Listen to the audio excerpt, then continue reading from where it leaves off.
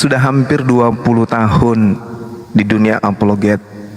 Keluarga besar saya pun masih 2%, 3%, paling tinggi 5% lah yang tahu kalau saya, yang disebut Bang Suma yang mereka kenal itu adalah saya. Tadi siang, saudara saya, sepupu saya namanya Andi Ayib.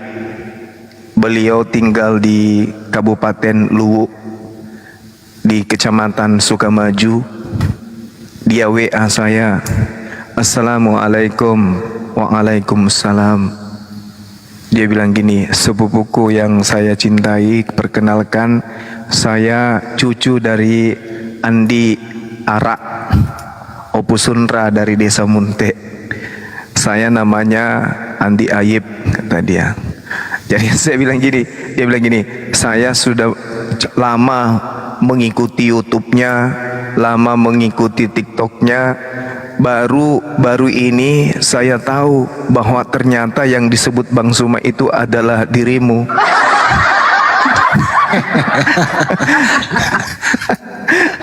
Jadi saya katakan alhamdulillah, aku bilang alhamdulillah Opu. Kalaupun dari dulu kita tahu itu, saya rasa tidak ada manfaatnya. Adalah lebih bagus kalau keluarga besar saya tidak tahu Bang Suma itu siapa daripada mereka tahu. Kenapa? Kalau dia sudah tahu bahwa ternyata yang mereka sebut Bang Suma itu adalah keluarga mereka, bisa jadi mereka sepele, bisa jadi konsentrasi mereka terpecah, bisa jadi mereka meninggalkan. Karena mereka berpikir, wah ini kan anak yang biasa kumandikan, ini kan selalu anak yang selalu kugantikan bajunya, ngapain saya dengarkan dia, kan gitu ya. Apalagi merasa mereka ini keluarga dekat. Nah itu bisa jadi. Yang kedua, bisa jadi mereka jadi sombong. Kalau dia tahu ternyata Bang Suma itu adalah ponaannya, sepupunya, adiknya, abangnya, bisa jadi sombong di tengah-tengah masyarakat. Kalian tahu nggak, yang selalu bikin pendeta-pendeta menangis itu sepupu saya loh. Nggak percaya? Ah, biar aku ya. Ria namanya. Jadi amalnya itu jadi hilang gitu ya. Jadi lebih baik nggak perlu, cukup yang tahu aja. Kalau saya ditanya deh, belum ya. Habis ini saya tanya Bunda Rama. Ya, jadi saya tuh apa ya bilangnya, keluarga yang tahu, termasuk Pak Dandim ya, Pak Dandim keluarga dekat yang ada di sini. Baru-baru ini pindah di Daya 4 tahun. Dia tuh baru tahu ternyata keluarga dekat orang ini. Padahal dia selalu mengikuti dan seterusnya. Jadi tidak perlu dipanggil ketemu, Dek, ini ada Om dari ini mau ketemu gini. Bukan saya mau memutuskan silaturahmi, enggak. Tapi kalau bertemu mengatasnamakan keluarga oke. Tapi kalau bertemu mengatasnamakan Bang Suma, ya pikir-pikir aja dulu gitu. Saya kira begitu Bang Handi. Ya sekilas info aja. Satu lagi Bang Jawa. Ya, sedikit Bang Andi. Ya, sama silakan. seperti kejadian saya ya. Waktu saya ke Kalimantan jemput mama itu kan ada keponakan saya. Ya bentar. Ada keponakan saya itu sudah lama nggak jumpa dengan saya, sekitar 40 tahun. Karena saya meninggalkan Kalimantan itu tahun 86. Baru kemarin itu datang jemput ibu ke Kalimantan. Nah dia itu nggak tahu kalau saya itu sugi kristologi gitu. Nah dia tahu kalau saya sugi kristologi itu karena kawan-kawan di TikTok itu manggil Ustadz Sugi. Loh ternyata yang namanya sugi kristologi ini Pak Le katanya kan. Iya katanya. Wah baru ngerti dia. Ya justru lebih kenal Bang Juma daripada saya gitu loh. Itu yang saya herankan itu. Nah itu kejadian hal-hal semacam itu Bang Andi. Lanjut. Ya tanya aku sedikit 1 menit aja, tanya Bang Andi. Daeng. Bunda Rama mau ditanya. Aku nanya Bunda Rahma. Iya. Kamu persoalan yang sama, aku yang nanya ya. Iya. Nah, Bun, tadi kan udah dengar kita ceritanya Satsugi, ceritanya Gurunda gitu. Nah, ini Bunda sendiri nih, di lemari Bunda hijab ada berapa pasang? Silahkan. Buset, hanya itu gara-gara diskusi gini ya. Iya. Loh, tanya hijab aku kok. Ini lain ditanya, lain dijawab ini. Wah, gimana ini Bunda? Hampir dengar. Jangan muter-muter, lain ditanya, lain dijawab. Jangan muter-muter. Tak pengalaman tentang diskusi inilah, jangan hijab itu banyak lah hijabku. Kalau ku kamera kalian kaget. Nah, Bang Andi mau ditanya tentang diskusi, salah aku Bang Andi. Silakan Bang Andi tanyain. Ya udah pertanyaan yang sama, Bunda silakan. oke. Aku tuh apa ya, di rumah tuh kan hampir 24 jam loh. Kalau aku tidur pulas baru aku nggak di depan ini. Ya, kadang anak-anak gini, Bu, kita makan apa ini? Cuma ada nasi di ini kan, di rice cooker. Aku cuma jawab gini, tunggu sebentar, tengok di luar itu udah ada itu diantar. Udah beres kan? Udah ada Grab bawa. Kadang ayahnya bilang gini, jangan ganggu ibumu tuh, mau ujian itu ibumu lagi belajar.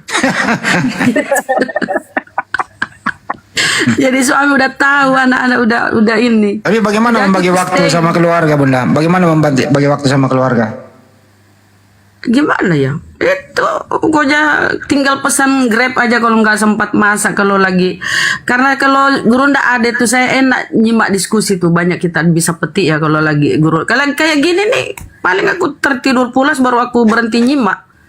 Aku nggak peduli, kadang ada undangan kemana, kadang aku nitip. Atau Tapi saya suruh potong, ayahnya. Bunda.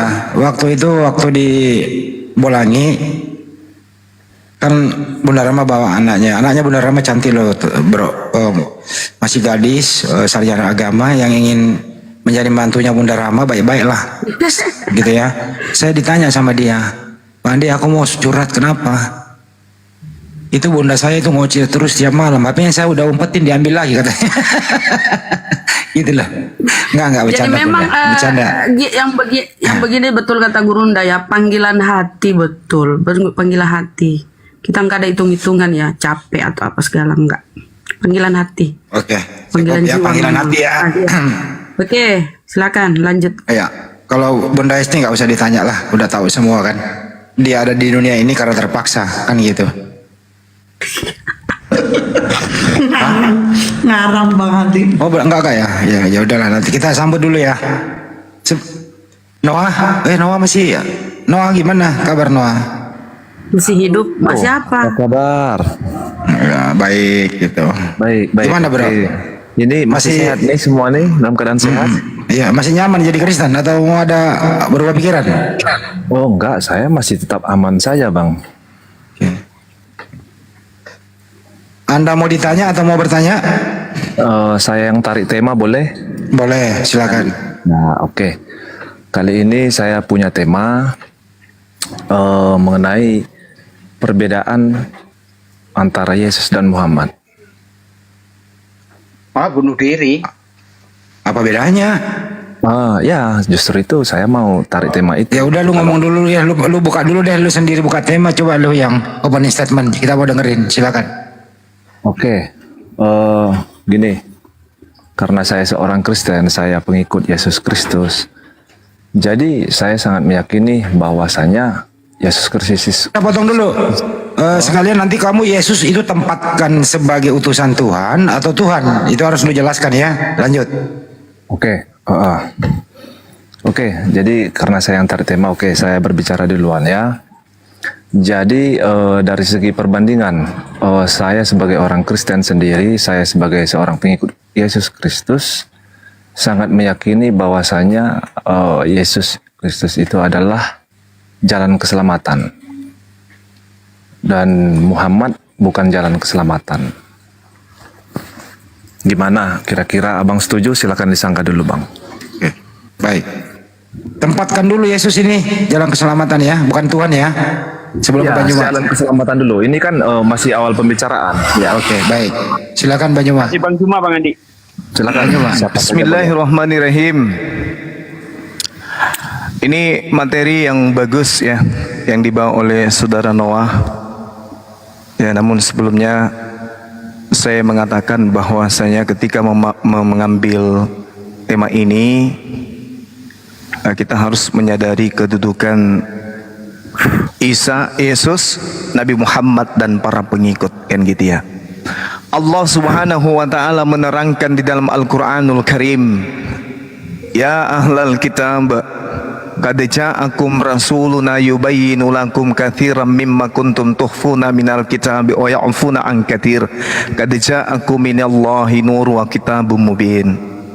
Wahai ahli kitab. Jadi di sini kemenangan umat Islam. Kenapa akan ada kemenangan umat Islam terhadap ahli kitab? Dikarenakan Al-Quran menyeru ahli kitab. Sungguh Rasul kami telah datang kepadamu, menjelaskan kepadamu banyak hal dari isi kitab yang kamu sembunyikan, dan banyak pula yang dibiarkannya. Sungguh telah datang kepadamu cahaya dari Allah dan Al-Quran yang menjelaskan. Yahdi bihillah manittaba'a ridwanahu subulas salam wa yukhrijuhum minaz zulumati ilan nur biizni wa yahdihim ila siratim mustaqim. Dengan kitab itulah Allah memberi petunjuk kepada orang yang mengikuti keridaannya kepada jalan keselamatan. Jadi Allah mengutus baginda Rasulullah Muhammad sallallahu alaihi wasallam memberikan kitabnya Al-Quran. Kitabnya ada sampai hari ini. Kitab yang diajarkan oleh Al-Quran, oleh Rasul Muhammad SAW bernama Al-Quran. Zalikal kitabu la raiba fihi hudal lil muttaqin, sebagai petunjuk menuju kepada keselamatan. Al-Quran surah Al-Maidah ayat 16. Yahdi bihillah manittaba'a ridwanan subulas salam. Jadi dengan Al-Quran yang diberikan oleh Allah kepada baginda Rasul Muhammad SAW, maka manusia menuju kepada jalan keselamatan. Satu. Yang kedua, itu kitab sucinya berupa Al-Quran. Yang kedua adalah oknumnya. Siapa beliau? Baginda Rasulullah Muhammad sallallahu alaihi wasallam. Apa kata Allah? Qul in kuntum tuhibbunallah. Katakan kepada mereka manusia, wahai Nabi Muhammad, jika mereka mencintai pencipta langit dan bumi, Rabbus samawati wal ardh, maka katakan kepada mereka, fattabi'uni, ikutlah kepada Nabi Muhammad, wahai kalian. Maka pencipta langit dan bumi akan mencintaimu dan akan menghapuskan segala dosa-dosamu. Jadi dua paket. Orangnya, oknumnya yaitu Nabi Muhammad, dan kitabnya sebagai pedoman yaitu Al-Quran. Dua-duanya menjadi alat untuk menuju kepada keselamatan. Demikian.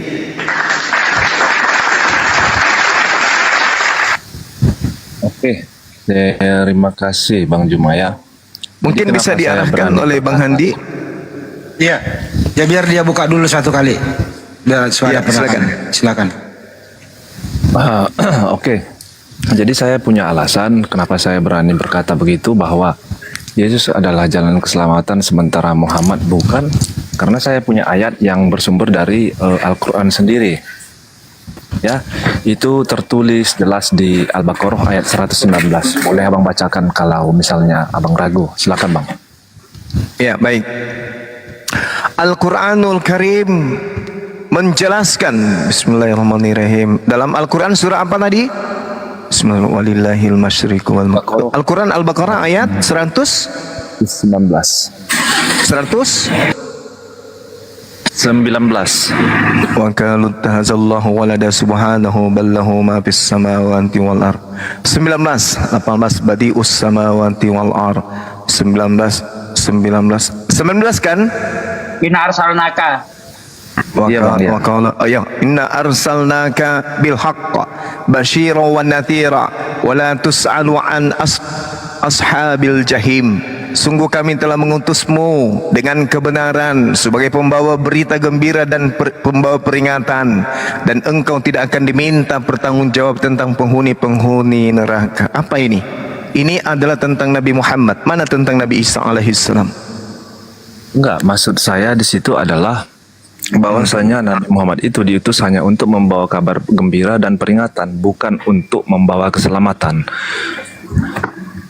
Tadi saya sudah membaca dalilnya surah Al-Maidah. Al-Maidah Yahdi ayat berapa tadi? bihillah ayat 16. Yahdi bihillah manittaba'a ridwanahu subulas salam wa yukhrijuhum minaz zulumati ilan nur biiznih wa yahdihim ila siratim mustaqim. Inna arsalnaka bil haqq, sungguh kami telah mengutusmu Muhammad dengan kebenaran. sebagai pembawa berita gembira dan pemberi peringatan. Barang siapa yang kemudian mengikuti peringatannya, maka dia akan diselamatkan.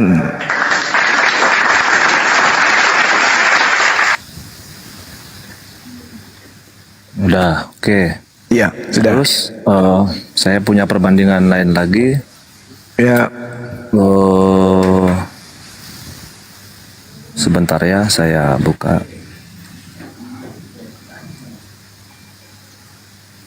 Ini ya, Yesus, Isa Al-Masih atau Yesus ya. ya. Itu adalah satu-satunya jalan yang lurus, Bang. Ya, jalan lurusnya gimana? Nah, itu bersumber dari Al-Quran sendiri, Bang ya. Tertulis di surat Az-Zukhruf ayat 61 sampai Ayat 61. Ya, ya, sampai ayat 63. 64. ya. Jangan lupakan 64.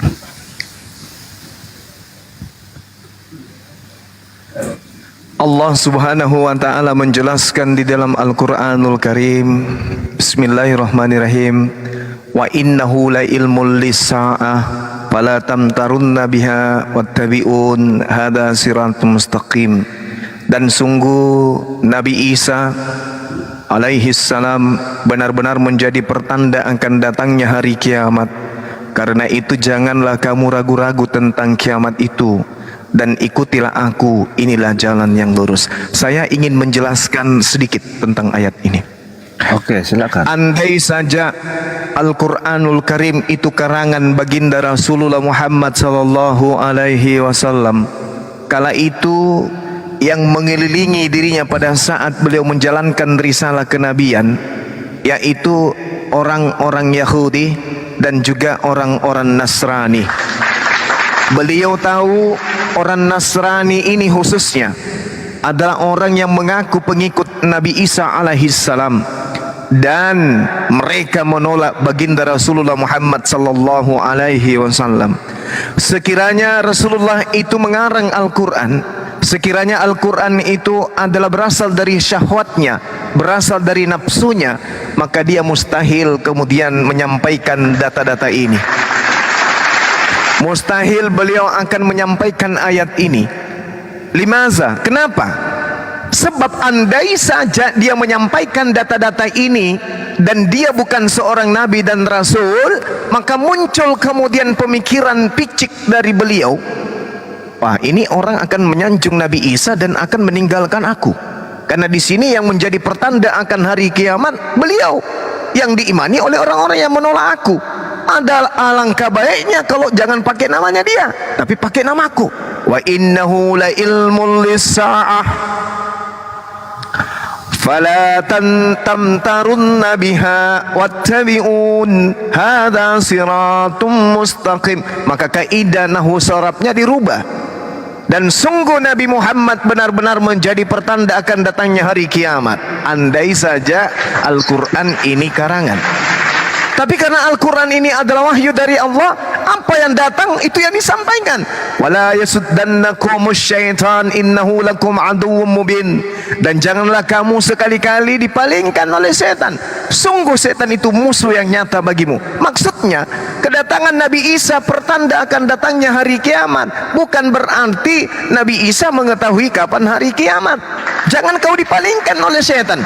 Walamma ja'a Isa bil bayyinat. Kalau Al-Quran ini karangan Nabi Muhammad, harusnya Anda berpikir walamma ja'a Muhammad Rasulullah, atau walamma ja'a Nabi Rasulullah Muhammad sallallahu alaihi wasallam qala qad ji'tukum bil hikmah. Tetapi Al-Quran itu bukan karangan beliau. Maka dia mengatakan, dan ketika Nabi Isa alaihi salam datang membawa keterangan, Nabi Isa berkata, sungguh aku datang kepadamu dengan membawa hikmah dan untuk menjelaskan kepadamu sebagian apa yang kamu perselisihkan. Maka bertakwalah kepada Allah dan taatlah kepadaku. Innallaha huwa rabbi wa rabbukum. Jadi gini, Bang, atas siratum mustaqim.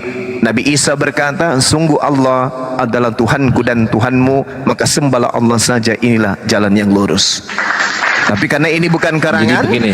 maka Rasulullah menyampaikan apa adanya dari Allah. Silakan. Jadi begini ya Bangku, kita kesampingkan Iya. masalah karangan atau bukan, kita kesampingkan juga masalah mengakui atau tidak. Jadi kita sebagai umat Kristen bukan mengakui atau tidak mengakuinya adanya Nabi Muhammad, begitu ya. Kita hargai, kita saling toleransi. Cuman yang kita pahami, yang ada di kitab, gitu kan, itu tidak ada tertulis nama Muhammad. Itu yang poin pertama, gitu. Iya, itu yang maksud saya. Andai saja ini karangan, berarti dia bisa Jadi- menggantikan nama dia kan? Itu yang saya maksud. Iya kan? Itu yang saya maksud. Ya, oke. Jadi yang kedua, di sini kita kan hanya beredukasi, hanya melihat perbandingan-perbandingannya, dan saya pun sendiri mengambil ini dari Al-Quran begitu. Nah, oke, udah. Jadi itu udah selesai. Kita hanya edukasi, Bang, ya, tidak usah perlu perdebatan panjang begitu. Iya. Dan Nabi Isa mengatakan, sembahlah Allah Tuhanku dan Tuhanmu. Terus, Itu di ayat 64. Silakan. Ada lagi? terus hanya Isa Al-Masih saja yang disebut sebagai seorang laki-laki yang suci. Itu ada di surat Maryam 19 ayat 19, Bang. Oke, baik.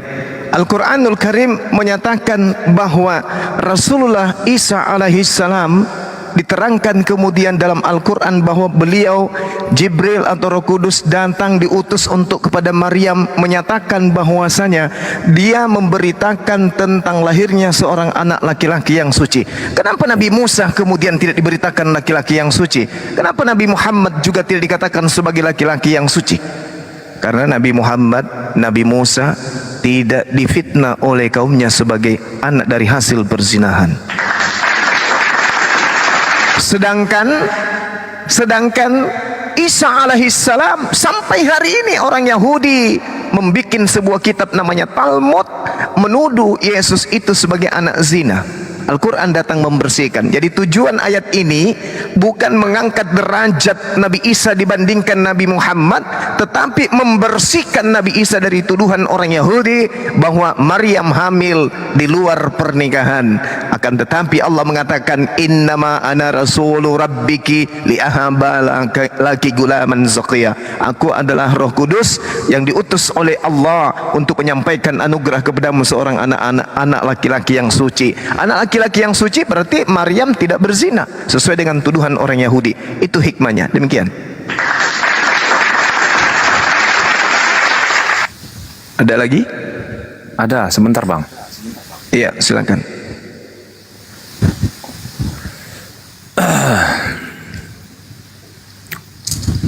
Sebentar, Bang, ya. Saya buka ini.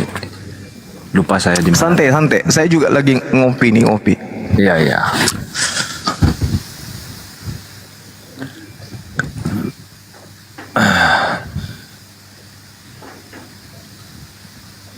Ini mengenai ini, Bang. Iya.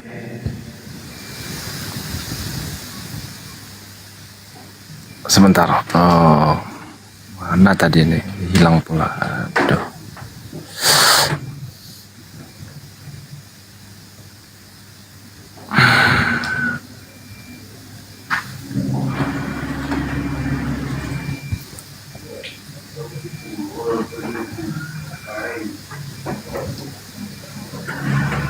Kenapa lo Noah? Sebentar, Bang, sebentar. Materinya hilang. Tunggu dulu. Oh.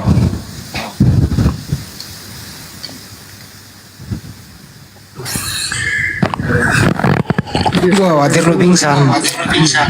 Keselamatan dengan Islam. Jangan sampai pingsan, jangan. Saya nggak tanggung jawab lo ya. Dia lagi buka WA Bang Andi, ada pertanyaan titipan itu. Iya, benar, benar. Buset. Betul kan? Paling bom-bom. Yang nanya, bom ya, bom nanya. Bom Silakan nanya. sambil ngomong aja. Saya nanti ngomong kalau saya udah dapat.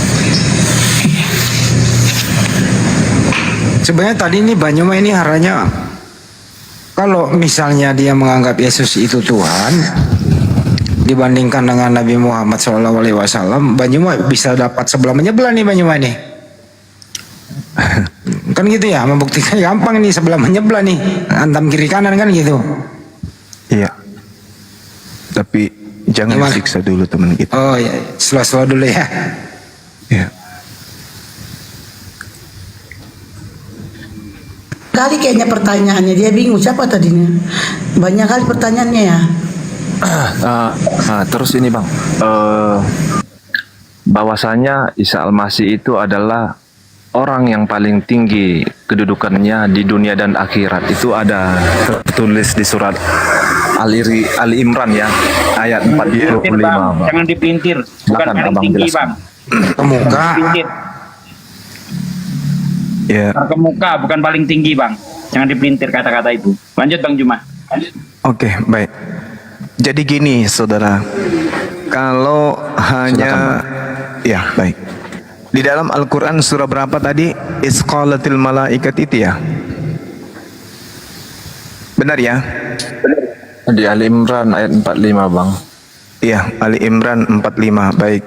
Di situ diterangkan kemudian oleh Allah Subhanahu wa taala terkait dengan Nabi Isa alaihissalam. Dikatakan bismillahirrahmanirrahim. Isqalatil malaikatu ya Maryamu innallaha yubashshiruki bikalimatin minhu ismuhul Masihu Isa bin Maryam. Wajihan. Jadi kata wajihan ini harus kita dalami dengan benar-benar memahami. Kenapa saya katakan? Karena wajihan ini bisa terkenal, bisa juga dia adalah orang yang kemudian tersohor, orang yang terpandang kemudian juga bisa. Jadi yang dimaksud di sana Menjadi pusat wajihan. perhatian.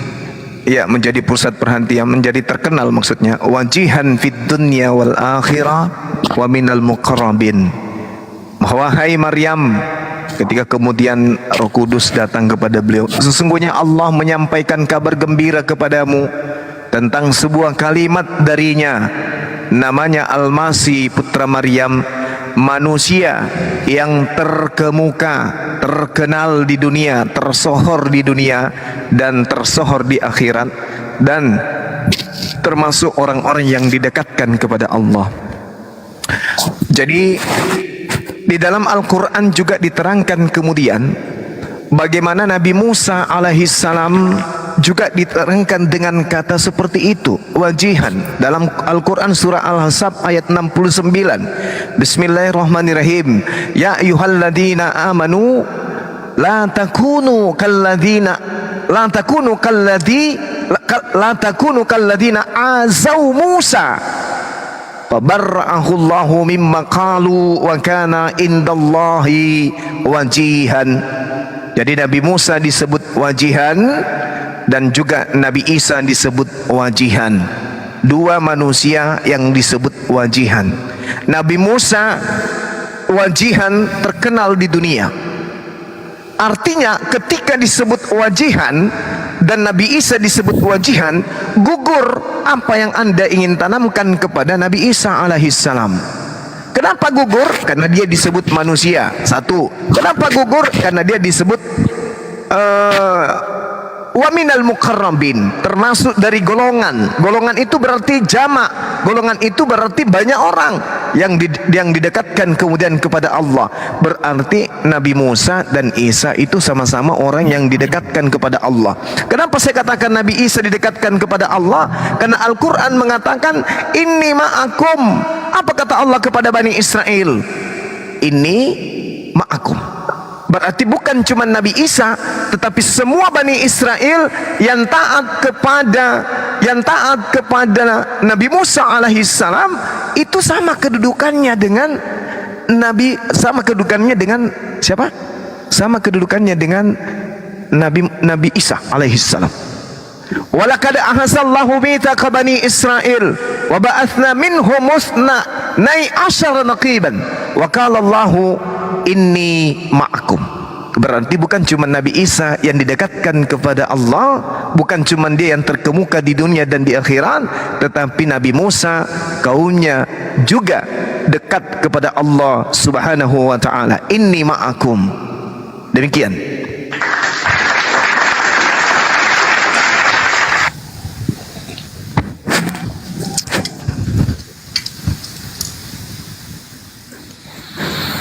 Oke, makasih Bang. Ini ada satu lagi.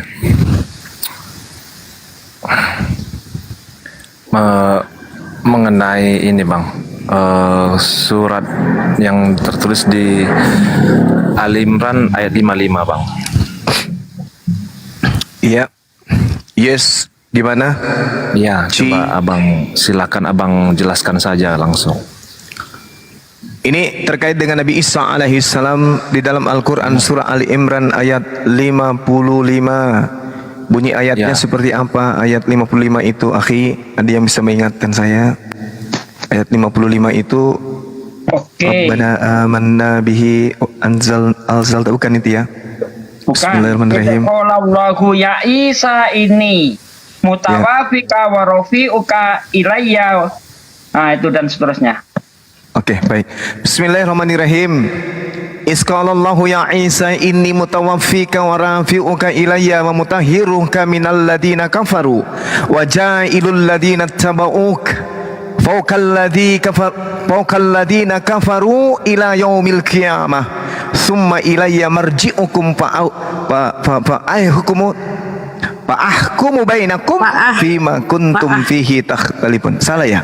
Summa ilayya Betul, Pak. marji'ukum fa'ahkumu bainakum fima kuntum fihi takhtalifun.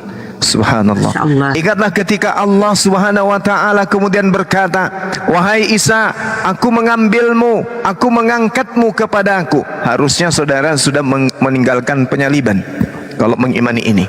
Karena ini terkait dengan penyaliban. Aku mengambilmu, aku mengangkatmu serta mensucikanmu dari orang-orang kafir. Siapa yang dimaksud orang kafir di sini? Orang kafir yang dimaksud di sini adalah orang-orang yang menginginkan dirinya disalib, termasuk orang Kristen. Kalau orang Kristen menginginkan disalibkannya Yesus, apa pembuktiannya? Galatia 2 nomor 14, orang-orang yang tidak bersunat adalah orang-orang yang kafir. Serta mensucikanmu dari orang-orang kafir. Orang kafir di sini adalah orang yang ingkar terhadap kedatangannya kemudian. Maka ketika ia datang kepada Bani Israel mengajarkan dirinya sebagai rasul utusan Allah, Yesus atau Isa ditolak oleh mereka. Kenapa ditolak oleh mereka? Karena Nabi Isa banyak melakukan mukjizat-mukjizat tapi tidak mampu membuat mereka itu menang merdeka dari penjajahan Romawi. Sehingga mereka kemudian membuat makar untuk membunuh Nabi Isa. Nah, orang yang membuat makar ini adalah murid-murid dari Yesus sendiri yang berkhianat, kemudian ahli Torah, mahkamah agama yang melakukan makar. Itulah orang kafir, termasuk yang mengatakan bahwa dia adalah mati untuk nebus dosa dan menjadikan orang-orang yang mengikutimu di atas orang-orang kafir hingga hari kiamat. Orang yang mengikuti Nabi Isa adalah umat Islam. Ketika dia mengatakan aku diutus hanya kepada Bani Israel, umat Islam mengikuti itu, umat Islam mengaminkan itu. Berarti yang diangkat kemudian adalah umat Islam dan menjadikan orang-orang yang mengikutimu terangkat di atas derajatnya dari orang-orang kafir hingga hari kiamat. Kemudian kepadaku engkau kembali, lalu aku beri keputusan tentang apa yang kamu perselisihkan. Ini jelas ini. Ini justru nyindir orang-orang kafir, menyindir saudara nih. Karena Anda tidak menjadi pengikutnya gitu loh. Anda tidak mengimani, Anda tidak mengaminkan apa yang diajarkan kepada muridnya Bani Israel. Demikian. Oke. Jadi begini Pak. Iya. Memang jelas tertulis di kitab bahwasanya Yesus itu datang dan diutus oleh Tuhan itu untuk bangsa Israel. Tetapi kenapa kami ya, kami ya atau saya sendiri ya, saya bukan Bani Israel, saya orang Indonesia. Tapi kenapa saya harus memaksakan diri untuk tetap mengikut Yesus? Karena bangsa Israel sendiri sudah menolak Yesus datang sebagai seorang Mesias. Bahkan mereka mengolok Yesus dan mendukung bahwasanya Yesus itu harus dihukum mati. Dan jelas juga ada ayat di Alkitab bahwasanya Yesus menyuruh murid-muridnya untuk menyampaikan berita baik yang disampaikan oleh Yesus sendiri kepada murid-muridnya kepada seluruh bangsa. Jadi itu Bang alasan kami gitu. Oke. Jadi bukan istilahnya hanya doktrin semata ataupun hanya ikut-ikut buta, enggak. Itu ada diterangkan kok. Oke, silakan Bang. Oke, baik. Jadi gini, kalau Anda mengikuti Yesus, kurasa itu keliru dan perlu dicermati lagi deh. Karena Contohnya, pengikut Pak. Yesus itu, gimana? Contohnya, kekeliruan Contohnya. saya contohnya di mana? Contohnya, Yesus mengatakan bahwasanya di dalam Yohanes 10 nomor 27, aku mengenal pengikutku. Mereka mengikuti aku dan mendengarkan aku. Ketika dia mengatakan, aku diutus hanya kepada domba yang sesat dari umat Israel. Pertanyaan saya, apakah Anda mendengarkan ucapan Yesus itu? Kalau secara langsung ya itu sudah pasti tidak, karena kan kita hidup di zaman. Enggak, dia mengatakan aku diutus hanya kepada domba yang sesat dari umat Israel. Apakah Anda mendengarkan? Iya. Maksudnya, apakah Anda mengimani pengakuan Yesus itu? Percaya kepada perkataannya dia bahwa dia diutus hanya untuk Bani Israel? Percaya tidak? Iya benar, karena itu ada tertulis. Nah, berarti Anda harusnya sadar kalau Anda ini bukan pengikut. Karena dia diutus hanya untuk Bani Israel saja. Berarti Anda penumpang gelap. Saya kan sudah katakan bahwa saya pribadi saya sadar diri saya bukan bangsa Israel, saya bangsa Indonesia. Tetapi Yesus sendiri juga mengatakan bahwasanya beritakanlah kabar gembira ini apa yang telah dia sampaikan kepada murid-muridnya untuk disampaikan kepada bangsa-bangsa lain ke seluruh dunia. Itu kan ada juga tertulis, abang sendiri pun pasti tahu. Iya, saya ngerti kalau itu. Tapi yang harus disampaikan itu apa? Dia utusan untuk Bani Israel. Silahkan sampaikan apapun tentang Yesus ke seluruh penjuru bumi. Tapi sampaikan bahwa dia hanya untuk Bani Israel. Kenapa murid-muridnya diperintahkan untuk ke seluruh penjuru bumi? Karena di dalam Yehezkiel 5, Tuhan sudah membuat Bani Israel itu tersebar ke seluruh penjuru bumi. Maka perintahnya kemudian, pergilah ke seluruh bumi, temui Bani Israel. Apa buktinya? Coba Anda baca di dalam Matius 10 nomor 5 nomor 6. Kita pakai data, kita jangan pakai asumsi. Apa yang Yesus katakan di sana? Ke-12 murid diutus oleh Yesus dan ia berpesan kepada mereka, Iya.